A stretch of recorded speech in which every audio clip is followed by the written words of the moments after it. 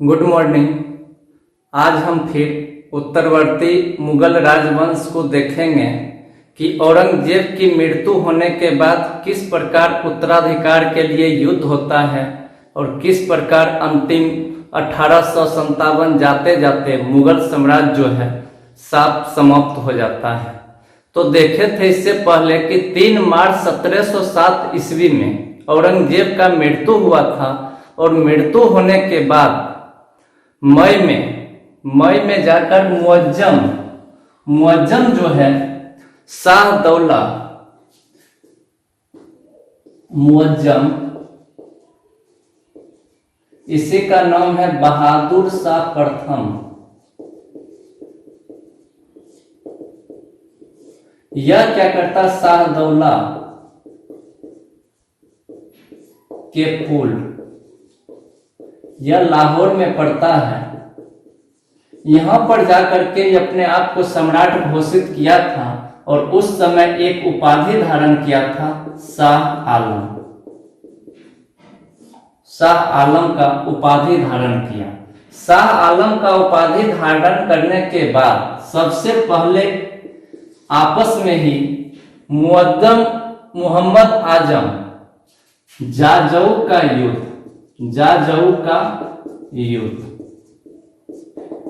किसके बीच, बहादुर शाह प्रथम और मोहम्मद आजम के बीच। यह युद्ध 18 जून 1707 ईस्वी को होता है, जिसमें बहादुर शाह विजयी होता है। फिर देखेंगे इसके बाद दूसरा युद्ध, बीजापुर का युद्ध। यह 13 जून 1709 ईस्वी में, यह मोहम्मद कम बख्श और बहादुर शाह प्रथम, मोहम्मद कम बख्श। इस समय जो है बहादुर शाह, यानी दोनों युद्ध में क्या होता है कि बहादुर शाह विजयी होता है और इसका शासन काल हम देखेंगे 1707 से 1712 ईस्वी तक। इस समय जब हम देखेंगे तो एक तरफ देखेंगे कि साहू जी मराठा साम्राज्य में पढ़े थे। साहू जी को यह दिल्ली का शासक नहीं मानता है और यह क्या करता है कि दोनों संधि कर लेता है। फिर देखेंगे सिख जो पंजाब में बगावत को आगे बढ़ा रहे थे, गुरु हरगोविंद सिंह, उनसे यह संधि कर लेता है। लेकिन हरगोविंद सिंह की मृत्यु के बाद, गुरु हरगोविंद सिंह की जब मृत्यु हो जाता है तो उस समय यह क्या करता है कि लोहगढ़ का किला, कौन, बहादुर शाह प्रथम लोहगढ़ का किले को क्या करता है, जीत लेता है। उसके बाद बंदा बहादुर जो है सिख, जो पड़ता है पंजाब में, सिख के बगावत को आगे बढ़ाता है। एक तरफ बुंदेला सरदार छत्रसाल, इससे भी बहादुर शाह क्या करता है कि संधि कर लेता है। और अंत में देखेंगे कि बहादुर शाह प्रथम को साहेब बेखबर कहा जाता था। और जब इसका मृत्यु हो जाता है, मृत्यु होने के बाद 1712 ईस्वी में देखेंगे बहादुर शाह का मृत्यु, और मृत्यु होने के बाद इसके लाश को लगभग 10 सप्ताह तक वैसे ही रखना पड़ा था। उस समय आपस में ही गृह युद्ध छिड़ गया था और 10 सप्ताह के बाद वहीं दिल्ली में बहादुर शाह को क्या किया गया, दफना दिया गया। नहीं, सबसे पहला हम देखें कि मुअज्जम, और इसके बाद फिर देखेंगे कि इसका पुत्र, कितना, 4 पुत्र, जहां शाह, जहांदार शाह, अजीम उस शान और रफी उस शान। और आपस में फिर क्या होगा कि गृह युद्ध छिड़ जाएगा। अब जो है यहाँ जहांदार शाह क्या होगा, कौन बैठेगा, जहांदार शाह।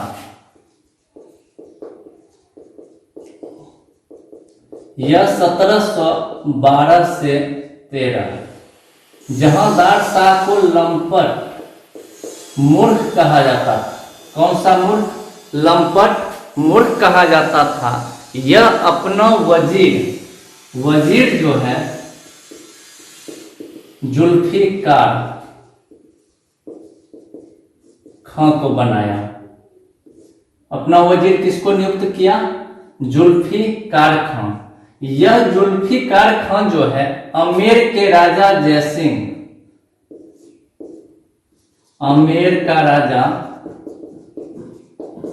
जयसिंह को राजा का उपाधि दिया। किसका?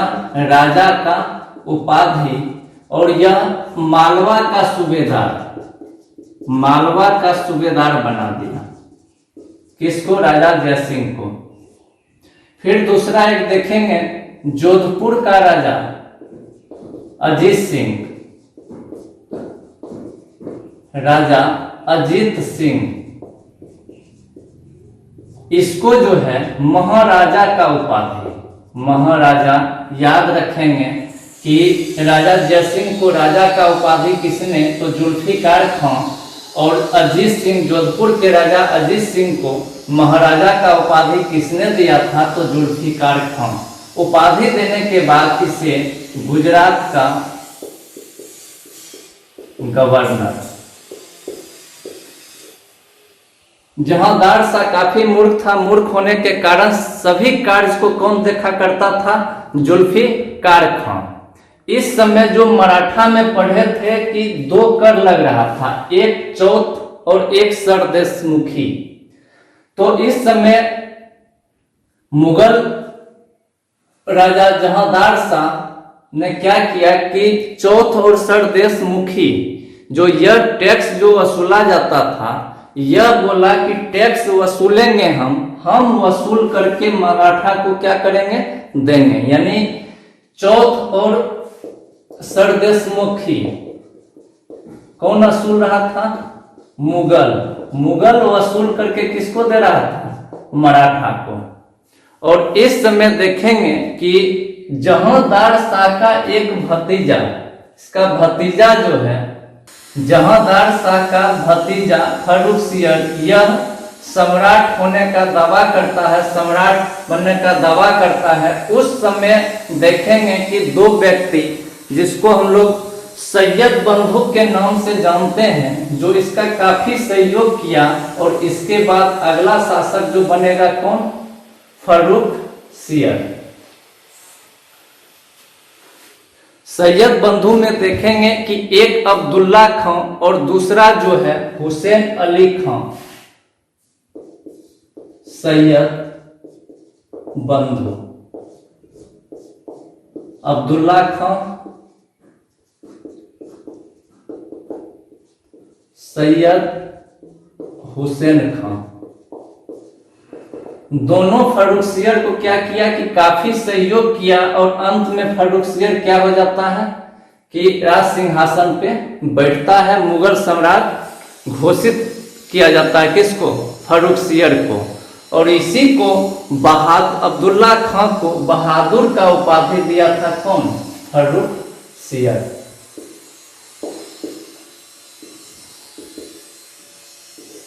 यही अब्दुल्ला खां है, इसको कौन सा उपाधि दिया था? बहादुर। किसको? अब्दुल्ला खां को। फर्रुखसियर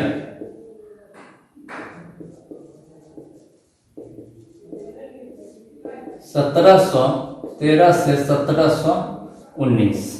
इसने सबसे पहला काम क्या किया था कि जुल्फिकार खां को मरवा दिया। और इससे पहले कुछ हद तक जजिया कर समाप्त हुआ था, उसको पूर्ण रूप से यह क्या किया कि समाप्त कर दिया। जजिया कर समाप्त। अगला, जाटों से इसने मित्रता, जाटों से क्या किया कि मित्रता संबंध यानी संधि कर लिया। और राजा जयसिंह को सवाई का उपाधि, राजा सवाई का उपाधि। और सबसे बड़ा कार्य देखेंगे कि 1717 ईस्वी में एक शाही फरमान जारी किया। कौन सा? शाही फरमान, जिसमें जो है सीमा शुल्क और मुक्त व्यापार करने का क्या मिला? आज्ञा मिला। इससे सबसे ज्यादा फायदा किसको हुआ था? अंग्रेजों को। सबसे अधिक फायदा अंग्रेजों को हुआ था।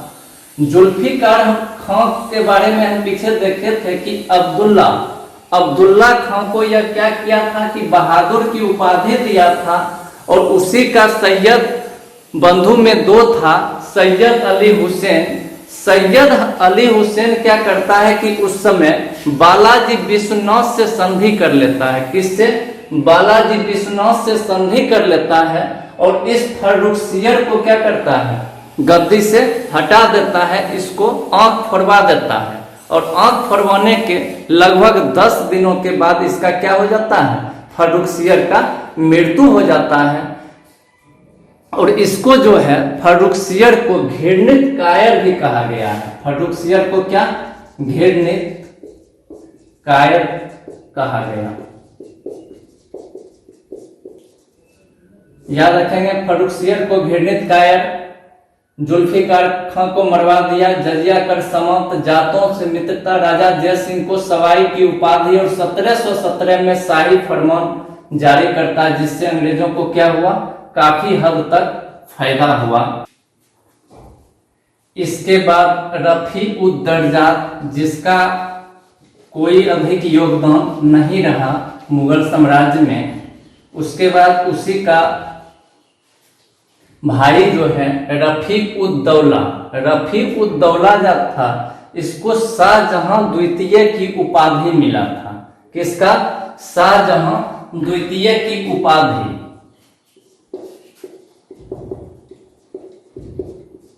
शाहजहां द्वितीय।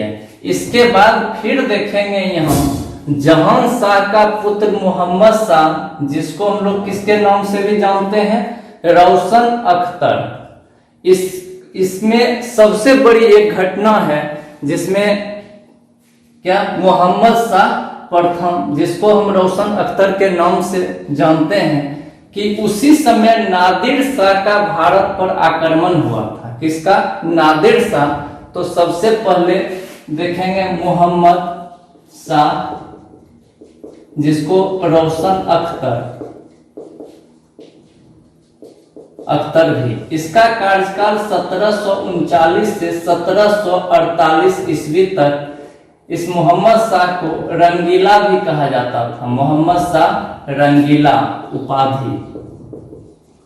इस समय देखेंगे कि अवध, बिहार, उड़ीसा, बंगाल, यह सब जो है स्वतंत्र हो चुका था, और स्वतंत्र होने के बाद उसी समय फारस का शासक नादिर शाह, फारस का शासक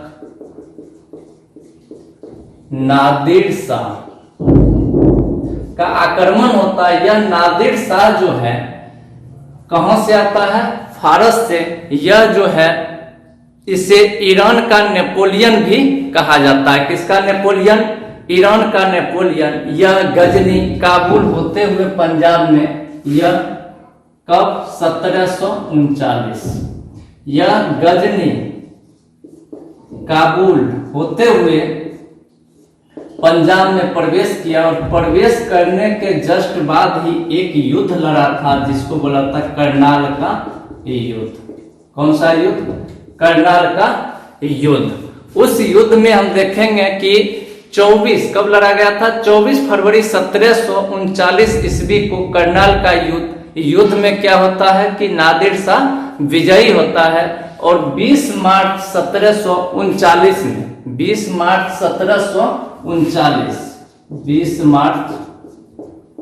1739 में दिल्ली पर अधिकार करता है। कहां?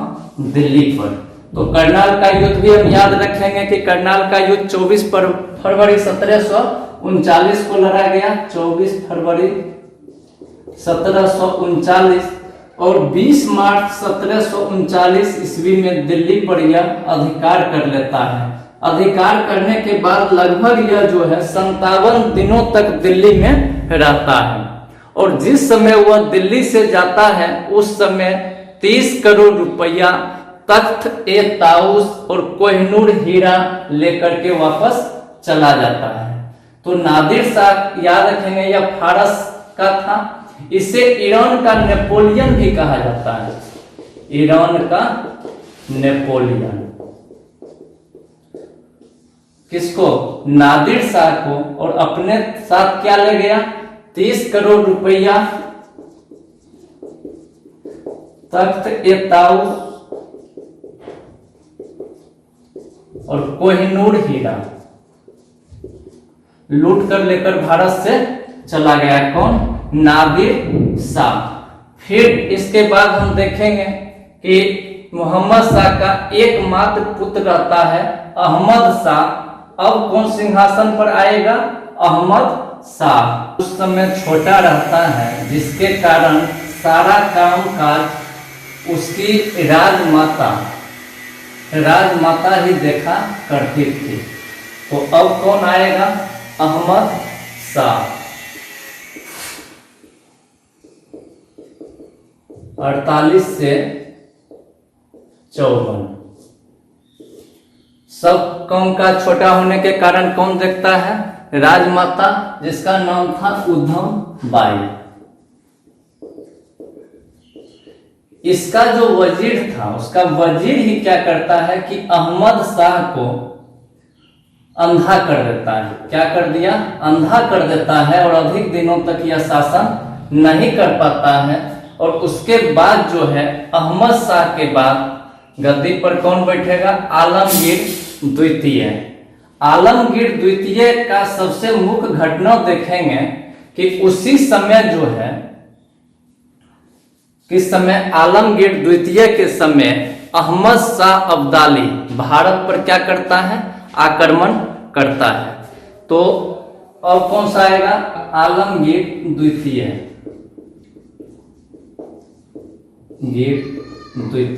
इसका शासनकाल 1754 से 58 तक।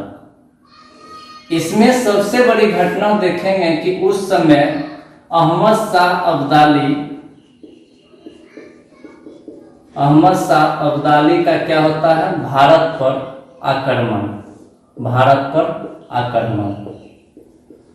आक्रमण के समय आलमगीर जो है यह क्या करता है कि सिंध और पंजाब किसको दे देता है? अहमद शाह अब्दाली को दे देता है। और यह अहमद शाह अब्दाली अपना सम्राट किसको यहाँ का घोषित कर देता है? आलमगीर को। और जाते समय जो है नजीब उज दौला को क्या करता है? अपना द्वीप, किसको? नजीब उद दौला, इसको अपना दूत नियुक्त कर देता है। कौन? अहमद शाह अब्दाली। किसको? नजीब उद दौला को। और इसी समय क्या होता है कि रघुनाथ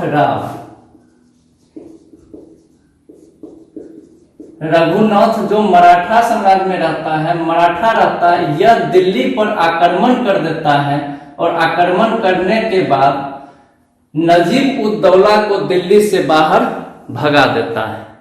क्या करता है कि 1758 में रघुनाथ राव दिल्ली पर आक्रमण करता है और वहां से नजीब उद दौला को बाहर भगा देता है। यही जानकारी किसे मिलता है? अहमद शाह अब्दाली को। और अहमद शाह अब्दाली फिर से लौटकर आक्रमण कर देता है किस पर? भारत पर। और पढ़े थे कि पानीपत का तृतीय युद्ध, यहीं पे पानीपत का तृतीय युद्ध लड़ा गया था। और लड़ने के बाद फिर देखेंगे कि आलमगीर को ही यहाँ का शासक बनाकर फिर लौट जाता है। तो 7 बार इसका भारत पर आक्रमण हुआ था। किसका? अहमद शाह अब्दाली का भारत पर आक्रमण। इसके बाद देखेंगे यहाँ पे कि आलमगीर द्वितीय जो है गद्दी पर बैठता है, उसको अजीजुद्दीन, उसका एक और नाम रहता है अलीजुद्दीन। ये भी नाम याद रखना है कि आलमगीर का दूसरा नाम क्या है? अजीमुद्दीन। और आलमगीर द्वितीय के समय समय ही प्लासी का युद्ध भी लड़ा गया था। आलमगीर द्वितीय के समय कौन सा युद्ध? प्लासी का युद्ध। लॉर्ड क्लाइव और सिराजुद्दौला के बीच ये भी एक घटना है। एक हो गया अहमद शाह अब्दाली। अहमद शाह अब्दाली जिस समय अहमद शाह था उसी समय से ही आक्रमण कर रहा था, और अंत समय में जिस समय देखते हैं पानीपत का युद्ध हुआ है उस समय आलमगीर द्वितीय था। प्लासी का युद्ध जिस समय हुआ था उस समय भी मुगल सम्राट कौन था? आलमगीर द्वितीय। इसके बाद शाह आलम द्वितीय। शाह आलम द्वितीय का ही एक अलग नाम है। कौन सा नाम? अली गौहर। शाह आलम द्वितीय, यह जो है आलमगीर का पुत्र है। आलमगीर का ही पुत्र रहता है शाह आलम द्वितीय। यह जो 1759 से 1806 से 1806 ईस्वी में, इस समय का सबसे बड़ा घटना जो है वह है बक्सर का युद्ध। बक्सर का युद्ध। दूसरा क्या है कि बक्सर के युद्ध में, बक्सर का युद्ध, इसमें अंग्रेज विजयी हुआ था और उसके बाद बिहार, उड़ीसा, बंगाल का दीवानी किसको मिल गया था? अंग्रेजों को। और इसका ही एक जो रहता है वजीर रहता है, किसका? शाह आलम द्वितीय का वजीर गुलाम कादिर। गुलाम कादिर क्या करता है कि इसको आंख फोड़वा देता है। आंख फोड़वा देता है और उसके बाद इसका क्या हो जाता है? मृत्यु हो जाता है। इसके बाद फिर अकबर शाह द्वितीय में देखेंगे कि उस समय राम मोहन राय को राजा की उपाधि दिया था कौन? अकबर शाह द्वितीय। अकबर शाह द्वितीय का शासनकाल देखेंगे 1806 से लेकर के 1837। अकबर शाह द्वितीय 1806 से 1837। इसने क्या किया था? सबसे राम मोहन राय, ये भी पूछा हुआ है कि राम मोहन राय को राजा की उपाधि किसने दिया था? तो अकबर शाह द्वितीय ने क्या किया था? राम मोहन राय को राजा की उपाधि। इसके बाद यह यहाँ से अकबर शाह जो है इंग्लैंड गया था पेंशन के लिए, कि मुगल को पेंशन मिलना चाहिए, उसके लिए गया था। कहाँ? इंग्लैंड। लेकिन वहीं ब्रिस्टल में इसका क्या हुआ था? मृत्यु हो गया था। कहाँ पे? ब्रिस्टल में इसका क्या हो जाता है? मृत्यु। तो इसमें दो कार्ड देखे, एक तो राजा की उपाधि दिया किसको? राम मोहन राय को। दूसरा क्या हुआ था कि पेंशन के लिए यह इंग्लैंड गया, जहां ब्रिस्टल में इसका क्या हो जाता है? मृत्यु हो जाता है। और इसके बाद देखेंगे कि अंतिम मुगल सम्राट जो है कौन? बहादुर शाह द्वितीय। बहादुर शाह द्वितीय का शासनकाल 1800, बहादुर शाह द्वितीय 1837 से 1857। इसको बहादुर शाह जफर एक उपाधि मिला था, किसका? जफर का। 1857 की क्रांति में देखे थे कि यही बहादुर शाह जो था मुगल सम्राट घोषित किया गया था। लेकिन उस समय ब्रिटिश साम्राज्य जो थी महारानी विक्टोरिया का एक घोषणा पत्र आया था 1 नवंबर 1858। 1 नवंबर 1858। किसका? महारानी विक्टोरिया। ये कौन थी? ये ब्रिटेन की सम्राज्ञी, ब्रिटेन की सम्राट जो है यही महारानी विक्टोरिया। इसके घोषणा पत्र में, और उस समय जो है मुगल साम्राज्य को समाप्त कर दिया गया। यहीं से मुगल साम्राज्य क्या हो गया कि अंत हो जाता है। और अंतिम में देखेंगे कि इसको बहादुर शाह को रंगून भेज दिया जाता है, जहां पर 1862 कहाँ भेज दिया गया है, रंगून। और वहीं पे 1862 ईस्वी में इसका मृत्यु हो जाता है। इसका डिटेल्स हम जब पढ़ेंगे 1857 की क्रांति, तो उस समय हम देखेंगे।